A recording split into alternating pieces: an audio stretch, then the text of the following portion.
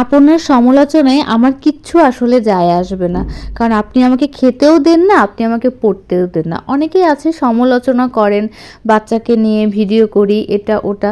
তো দেখুন, আপনার কাজ আপনি করেন সমালোচনা করা, আমার কাজ আমি করি। আমার বাচ্চাকে আমি খাওয়াই, আমি পড়াই, আমি শিখাই, আমি সব কিছু করি কিন্তু। তো আপনার সমালোচনায় আমার কিছু আসে যাবে না। তো হ্যালো এভরিওয়ান, আশা করছি আপনারা সবাই খুব ভালো আছেন।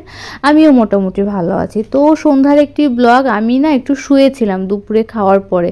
তারপরে হচ্ছে উঠে আর মানে ঋদ্ধি ঘুমায়নি, আমি জাস্ট মানে আধা ঘন্টার মতো একটু শুয়েছিলাম।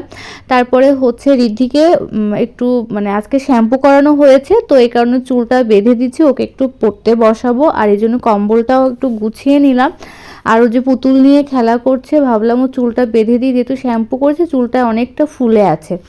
আর হচ্ছে ওকে আমি খাইয়ে দিয়েছি, আজকে ওকে সন্ধ্যায় একটু ভাত খাইয়েছি, ডাল আলু সিদ্ধ ডিম দিয়ে ওকে একটু ভাত খাইয়ে দিয়েছি। এক এক দিন এক এক রকম খাবার খাওয়াই ওকে। এখন আমি পড়তে বসাবো, বই খাতা সব কিছু নিয়ে বসে পড়েছি। আর এই কথাগুলো বললাম আপনাদের উদ্দেশ্যে না, কিছু মানুষ আছে যারা আসলে মানুষের সমালোচনায় পড়ে থাকে, তাদের আসলে ওরকম কাজকর্ম থাকে না। তো তারা নিজের পিছনে আসলে সময় ব্যয় করে না, নিজেকে নিয়ে ব্যস্ত থাকে না। আমি আমাকে নিয়ে ব্যস্ত থাকি, আমি পছন্দ করি ব্যস্ত থাকতে, কারণ আমি আমার বাচ্চাকে নিয়ে, আমার সংসার নিয়ে, আমার কাজ যেটুকুই আমি করি আমি ব্যস্ত থাকি। এই আর কি। তো ওই যে ঋদ্ধিকে পড়াবো আর কি। ঋদ্ধি ছড়ার বই আছে, আর যে বইগুলো স্কুল থেকে দিয়েছে আমি চেষ্টা করছি যে ওর বইগুলো একটু ভালো করে মানে একটু একটু পড়িয়ে দেওয়ার। সব তো একবারে পড়ানো যাবে না, তবে ও অনেকটাই শিখে গিয়েছে ছড়া। আর মাত্র কয়েকটা বাকি আছে, হলে ওর বই শেষ হয়ে যাবে আর কি। তো এই জন্য ওকে পড়াচ্ছি, তারপরে হচ্ছে ওকে লিখাবো। লেখাটা মোটামুটি পারে, অ্যালফাবেটগুলো সবই মোটামুটি পারে। আস্তে আস্তে আসলে আমি ওকে শিখাচ্ছি, এত বেশি চাপ দেওয়ার কিছু নাই আর কি। এরকম মানে ব্রেনের উপর প্রেশার দিতে চাই না। ও ওর মতো করে মানে পড়াশোনাটা এনজয় করুক, সেটা আমি চাই। আর এই যে আজকে না কিছু খাইনি, কারণ আজকে দুপুরে খাওয়ার পরে কেন জানি আমার একটু অ্যাসিডিটি বেড়ে গিয়েছে।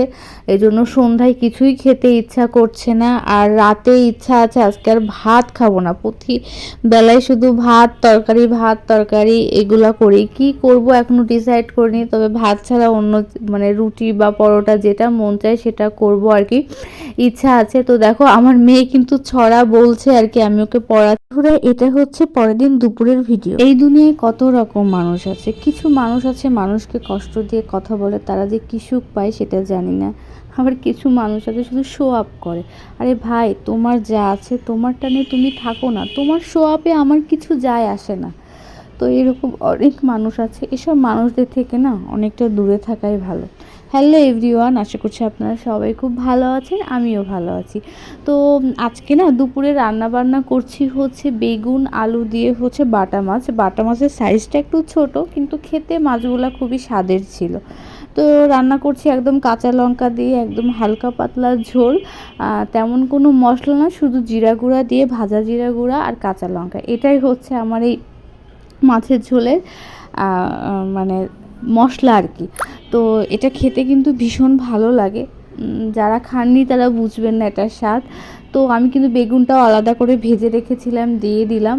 আর সাথে আরেকটা কিছু করব, ওদিকে মানে ইন্ডাকশনে ভাত চাপিয়ে দিয়েছি। ভাত ওদিকে হচ্ছে, যে ভাজা জিরা দিয়ে দিলাম সুন্দর করে। ঝোলটা একটু কমিয়ে তারপরে হচ্ছে নামিয়ে ফেলবো। আজকে মঙ্গলবারে তোমাদের দাদাভাইয়ের ছুটি আছে। তো এই ছোটো মাছ রান্না করব, চচ্চড়ি, টমেটো, আলু, কাঁচা লঙ্কা, পেঁয়াজ কেটে নিয়েছি। তো এটা দিয়ে, আর এখানে আছে হচ্ছে চাপিলা মাছ আর ট্যাংরা মাছ। এটা সুন্দর মাছটা, নদীর মাছই তো বললো। তো এখন লবণ হলুদ মাখিয়ে রেখেছি, ভেজে এটা সুন্দর করে রান্না করব।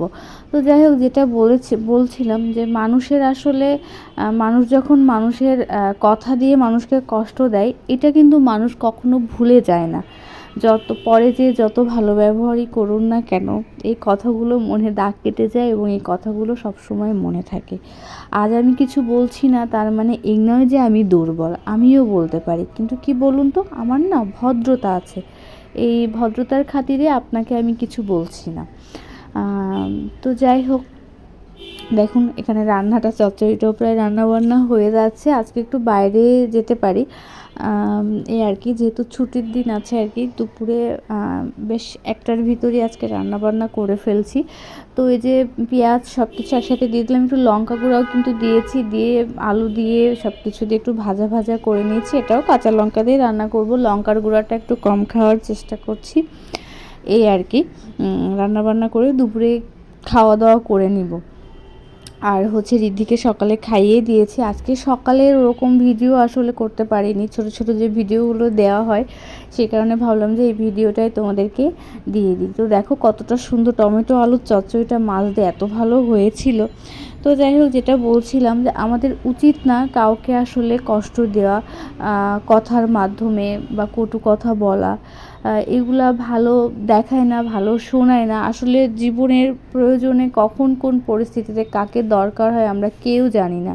তাই মানে অহংকার করে কোনো কিছু বলা থেকে বিরত থাকা উচিত আমার কাছে মনে হয়। এই তো দেখেন আমার চচ্চড়িটা খুব সুন্দরভাবে হয়ে যাচ্ছে কিন্তু। আর এই যে ঝোলটা একটু শুকিয়ে নিব, একদম শুকনো শুকনো করব এই আর কি। এখানেও ভাজা জিরা দিয়ে দিলাম, আর নামানোর আগে একটু ধনিয়া পাতা দিলাম। ধনিয়া পাতা আজকে কম ছিল, তারপরে আমি ছাদ থেকেই, মানে ছিলই না, কম ছিল কি ছিলই না, পরে ছাদ থেকে কয়েকটা ধনিয়া পাতা ছিঁড়ে নিয়ে আসলাম আমাদের ছাদে। আমি অবশ্য লাগাইনি, কে জানি লাগিয়েছে, তো সমস্যা না, আমরা নিতে পারি, কোনো সবাই সবারটা নেয় আর কি, এটা নিয়ে কোনো অসুবিধা নেই। তো ওই যে চচ্চড়িটা শুকিয়ে এখন তোমাদেরকে লাস্ট লুক দেখাচ্ছি। তো দেখো এখানে হচ্ছে আমার ছোটো মাছ চচ্চড়ি হয়ে গিয়েছে এবং এটা খেতে ভীষণ স্বাদ হয়েছিল। আর হচ্ছে এখানে হচ্ছে মাছের ঝোল, কালারটা দেখতেও কাঁচামরিচের, তো এই জন্য এমন হয়েছে, কিন্তু খেতে খুব ভালো।